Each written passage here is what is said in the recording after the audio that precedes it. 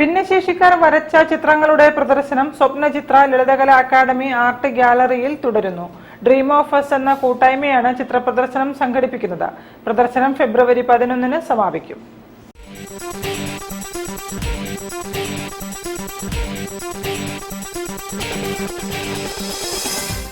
തിരുവനന്തപുരത്തെ കേന്ദ്ര സർക്കാർ സ്ഥാപനമായ national career service centre for differently ഏബിൾഡുമായി സഹകരിച്ചാണ് ഡ്രീം ഓഫ് അസ് എന്ന കൂട്ടായ്മ ചിത്രപ്രദർശനം സംഘടിപ്പിക്കുന്നത്.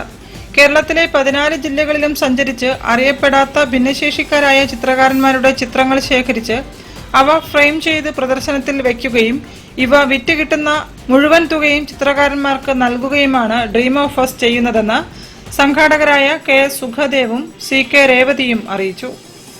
13 തരം ഭിന്നശേഷിക്കാരായ ആർട്ടിസ്റ്റുകളാണ് നമ്മൾ ഈ എക്സിബിഷനകത്ത് പങ്കെടുക്കുന്നത്. ഇതിൻ്റെ ഏറ്റവും വലിയ പ്രത്യേകത, ഇതിൽ ഭൂരിപക്ഷം ആളുകളും ആദ്യമായിട്ട് എക്സിബിഷനിലേക്ക് വരുന്ന ആളുകളാണ്. അവർ പേപ്പറിലൊക്കെ വരച്ചു വെച്ച ചിത്രങ്ങൾ നമ്മൾ കളക്ട് ചെയ്ത് നമ്മൾ തന്നെ ഫ്രെയിം ചെയ്ത് എക്സിബിഷനിലേക്ക് എത്തിക്കുന്നു.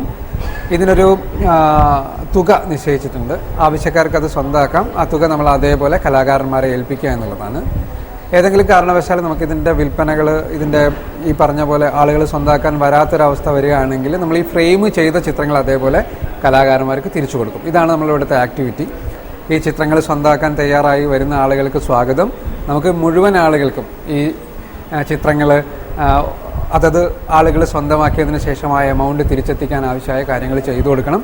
എല്ലാവരുടെയും സഹകരണവും സപ്പോർട്ടൊക്കെ ഉണ്ടെങ്കിൽ ഇവർക്ക് കൂടുതൽ നിറമുള്ള സ്വപ്നങ്ങൾ കാണാൻ കഴിയുമെന്നാണ് നമ്മുടെ വിശ്വാസം. സ്വപ്നചിത്ര ചിത്രപ്രദർശനത്തിന്റെ ഭാഗമായി ചിത്രകലാകാരന്മാരുടെ ചിത്രം വര ക്യാമ്പ് നടന്നു. ഇനിയുള്ള ദിവസങ്ങളിൽ ഭിന്നശേഷിക്കാരായ പ്രതിഭകളുടെ കലാപരിപാടികളും ഉണ്ടാകും. News bureau, Kozhikode.